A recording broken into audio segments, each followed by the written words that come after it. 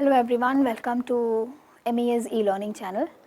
The topic that we will be discussing today is mutual fund documents. As in the previous discussion, we had seen what are the investment opportunities or investment schemes that are available for mutual fund. It's again multiple investors invested, multiple investment arena, diversified portfolio of securities. It's very important to understand when you're investing in mutual fund, apart from looking into the portfolio diversification and looking into the different types of expenses or fees that mutual fund has, different types of schemes that mutual fund has. Again, looking into your investment objectives and everything, it's also important to look into mutual fund documents. So, as they say that read the documents carefully because it consists of market risk. So, reading of document in investment in mutual fund is very important. So, today we'll be seeing what are the documents that are important for mutual fund. So, as an investor, what is the document that you should read or at least you should come across before investing in mutual fund, or you should understand before investing in mutual funds. The documents basically gives you detailed information about the scheme objectives, strategies, risk, performances, fees, etc. Even information about the fund manager and whatever you have to know about the mutual fund schemes. So, document is one of the important aspect of mutual fund. The first document that we have for mutual fund is prospectus. We also call it as offer document, like what the AMC has to offer to the investors by the way through the scheme. So, all the scheme related objectives, principal investment strategies, risk, performances, fees and expenses, everything, fund management team, fund manager, all these information will be there in prospectus. So, basically prospectus outlines a very key information to you. The prospectus is designed basically to help understand the fund's features, make more informed investment decision. So, it gives you information related to investment objectives, risk, performance history typically. It's a legal document again. It provides investor comprehensive overview of mutual fund. It helps you to understand what are the risk strategies that the mutual fund has adopted, how are the cost factors calculated, how are the costs associated with the investing in fund. It gives you pays attention to the risk factor or risk profile of the mutual fund. It helps you to find out how the funds can align with your investment goals. So, a prospectus gives you a comprehensive overview of what the scheme is all about. And with that information you can properly select a scheme which aligns with your investment objectives. So, it gives you more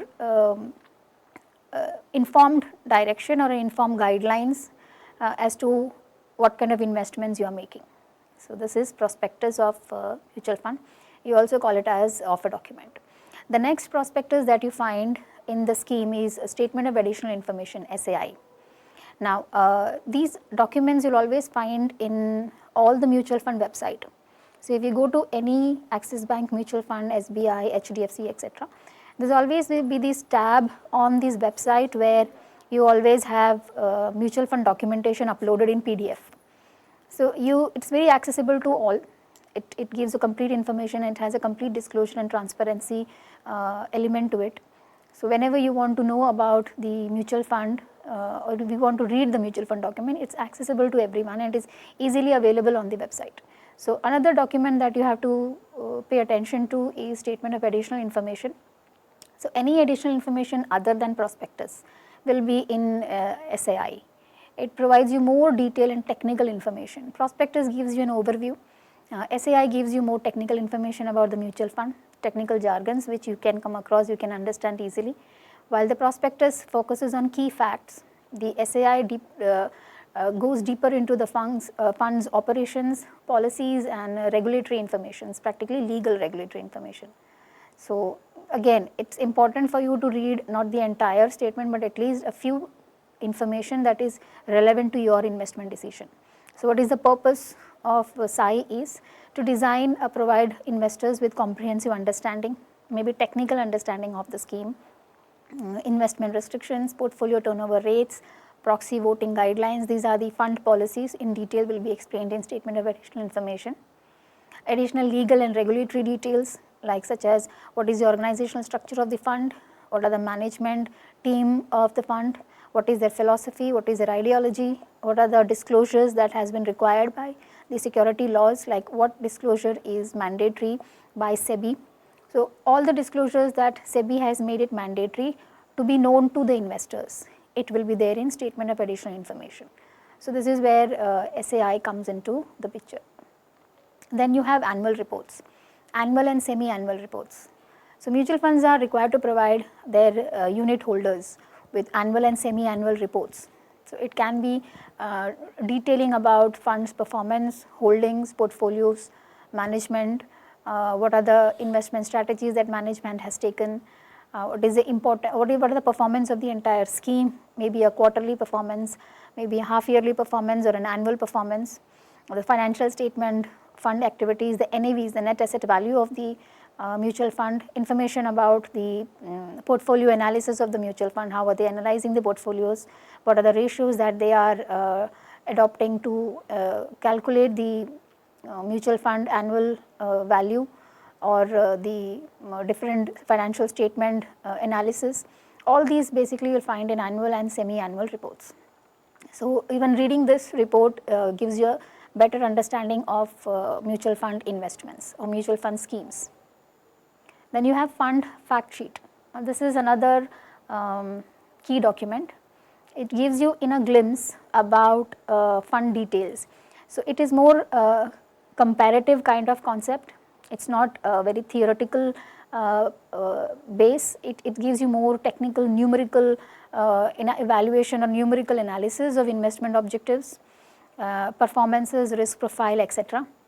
So, if you are not if you are unable to understand the detailed, descriptive, comprehensive information given in SAI or annual report or the mutual fund prospectus, then you can have a better understanding of all these in a fund fact sheet.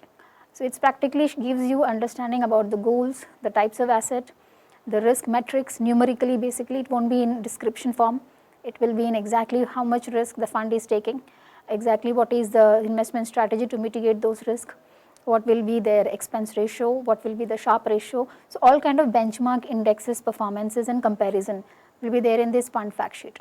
Plus they will give you in amount, in percentage, different types of expense ratios that you come across. So, higher the returns, so comparatively higher will be the expense ratio. They will give you a comparison whether as per your expected rate of return, the mutual fund has performed accordingly. So, this is more concise, more precise facts about the fund's performance. So, this is what it called as fund fact. You find this fund fact for every scheme, and it is easily available on any website of any mutual fund scheme. Then you have a shareholders report. This is the regular unit holders of the mutual fund receives these reports that provide detailed information. Again, when we say shareholders report, it can be quarterly, it can be annual. So, quarterly report, it includes basically the net asset value analysis, total returns, portfolio holdings at the end of the quarter, annual reports for the entire comprehensive review of the fund activities in a year, its comparative performances, its financial statement analysis, including at times audited financial statements. So, this is something that a mutual fund offers the investors about an insight into what they have done the entire year with the investments or with the corpus that they hold. So, they get shareholders report at times, but other than that the major documents we can say which you have to read is practically the prospectus, the SAI and the shareholders report and the fund fact sheet. These are some of the things that you come across when you go for, you see in every investment website, mutual fund investment website. So, you have this mutual fund fees and expenditures also provided to you in a tabular manner, like what exactly will be the fund fees, what will be the fees covered for fund distribution, what will the percentage of expense ratio, what is the transaction cost, etc. This is also one of the things that you have to read as a part of mutual fund document. So, these are the few investor checklist we can say while investing in mutual funds. You have to check what are your investment goals, align these investment goals with the mutual fund objectives. Performance, what is the actual mutual fund performance, what is your expected mutual fund performance, benchmark comparison, fees and expenditures, risk profile. So when you are reading this statement of additional information, when you are reading prospectus, when you are reading shareholders report, when you are reading annual reports, you are supposed to check whether you have come across all these metrics or not. So this is where mutual fund documents come handy. I hope you understood the topic. Thank you everyone.